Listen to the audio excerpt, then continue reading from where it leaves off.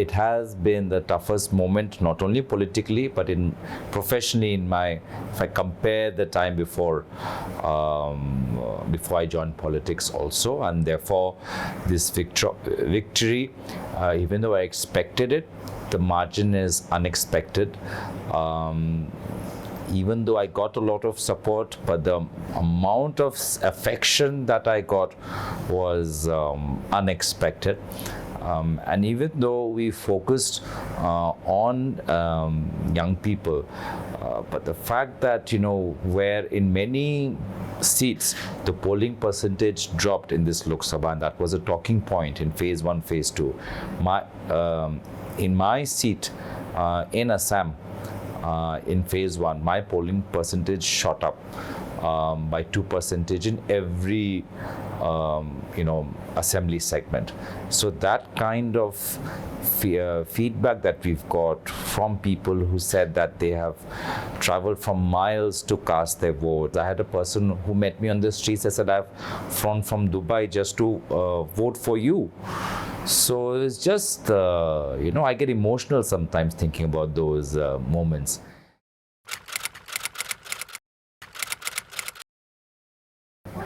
Totally. I mean, I don't think it. The BJP themselves are saying so.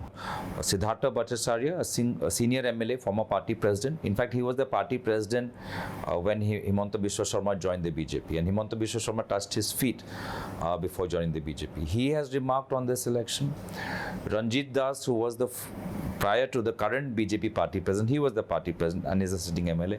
He has commented saying that, listen, I always knew that Gaurav Gogoi is going to win. As I said, the former Union Minister Rajen Gogoi, former MP, again a very senior stalwart, he's done a press conference.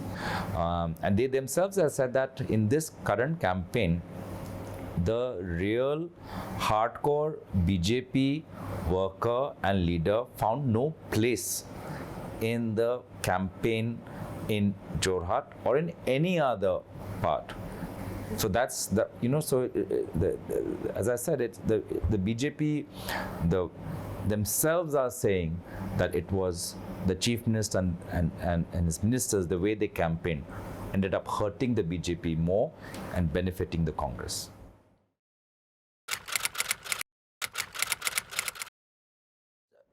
Prior to this election, Himanta Biswa had announced that in the upcoming election, assembly election 2 years from now, he wants to contest from Jorhat, Vidhan Sabha, which falls in Jorhat, Lok Sabha. So I think he had that in mind, that he's currently an MLA from Jalukbari, which is near Guwahati, and if he wants to contest from Jorhat, he has to register a presence in Jorhat. And now his words have changed. Now he's, in a recent press conference, he has said that if the party tells me I'll go to Jorhat, but it'll be a difficult election for me. I will have to restrict myself to Jorhat, and I won't be able to campaign everywhere. So I think that, was somewhere at the back of his mind, that Jorhat was important, maybe not for me, but more for himself, that he had to establish himself. And I think the people of Jorhat have sent a resounding message to him, and that's why his tune has changed. I said, I have no professional rivalry. I mean, I have no rivalry as such. I'm not in politics to defeat my political rivals.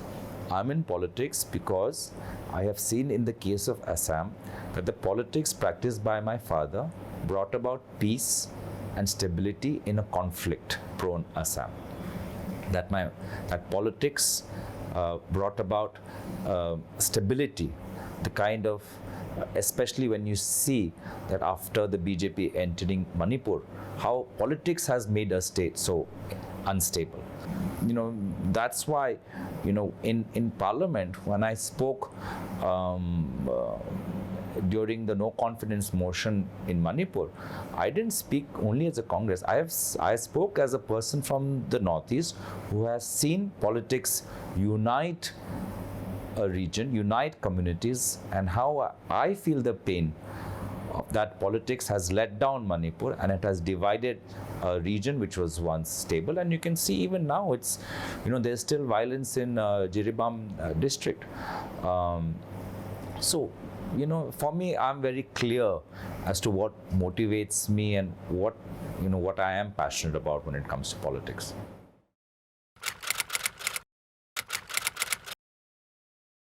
What a message from Rahulji to have started from Manipur, and we see its impact in both the two seats. And again, to have spent time in Nagaland, walking and spending a night in Nagaland.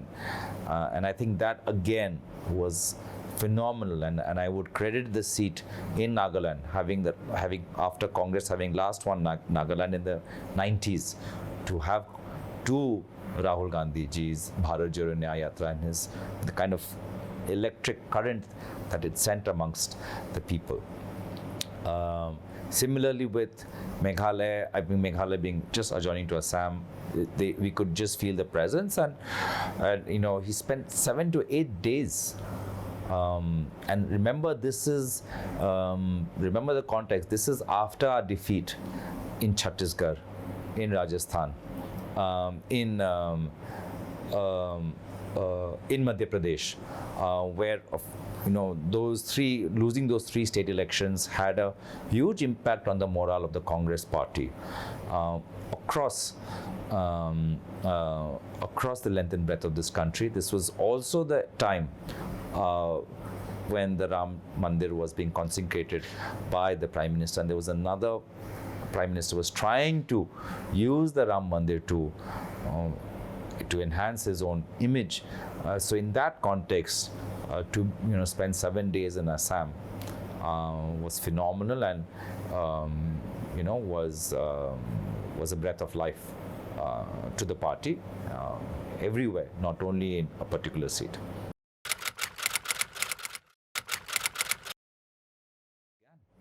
The recovery began first with the Bharat Jodo Yatra. The recovery continued with the wins in Karnataka, and the recovery continued with our role in Parliament. The recovery continued despite the ED investigations of Shri Rahul Gandhi ji, Srimati Sonia Gandhi ji. The recovery continued despite the disqualification of Rahul Gandhi. The recovery continued despite many leaders from the Congress party being poached, threatened, inducted, induced into the BJP. The recovery continued despite facing losses in 3 North Indian states and having won Telangana. And it continued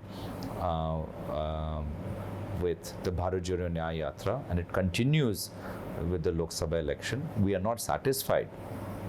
We are grateful to the people of India, but we are not satisfied, and we will continue to work harder in the days to come. This is, for us, we are still in the early phase of the Congress party post the Udaipur Chintan Shivir.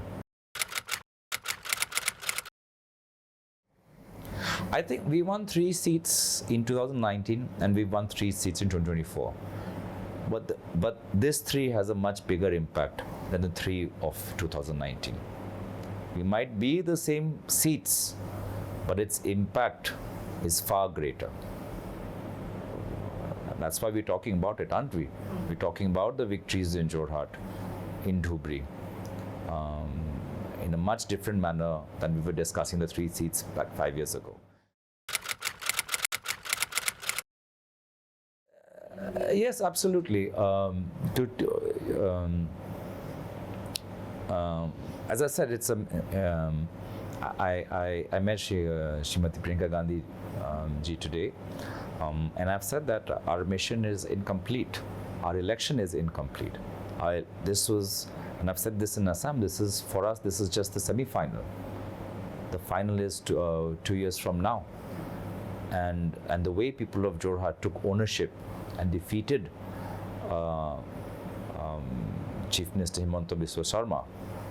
In the future, in 2 years from now, people of Assam will rise up, take ownership, and defeat Chief Minister Himanta Biswa Sarma. The victory in Dhubri is also critical because people of Jorhat have defeated, people of Dhubri have defeated a communal entity, and in a only communal parties, whether they practice, irrespective of whichever faith they believe in, only end up strengthening each other. And I feel by defeating the AIUDF, we have weakened the BJP and the politics of Chief Minister Himanta Biswa Sarma to a great, to a huge and significant extent. So I would say both Jorhat and Dhubri have changed the political landscape of Assam and have weakened Chief Minister Himanta Biswa Sarma tremendously.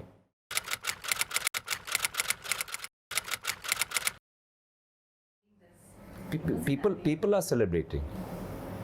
People are happy. People of India are unhappy with the BJP. That is why in Raebareli, Rahul Gandhi ji has won with a 3 lakh plus margin, and Prime Minister Modi ji was trailing in Varanasi.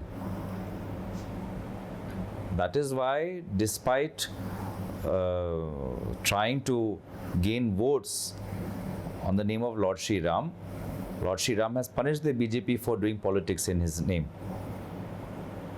Lord Shri Ram belongs to everyone. Lord Shri Ram is supposed to unite India.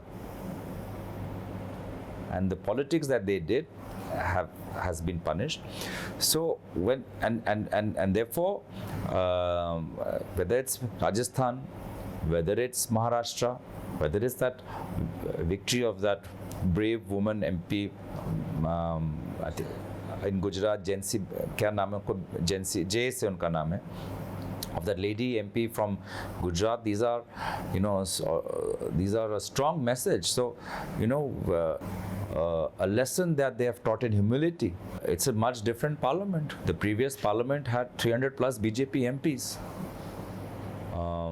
India, the opposition alliance was quite limited, as you said.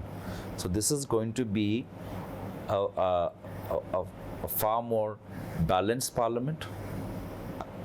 We are going to ensure that this is a parliament in which the government is far more accountable. This is going to be a parliament where bills are not bulldozed, where committees are not neglected, where questions are not avoided, and where the Prime Minister has to be present and cannot choose to be absent.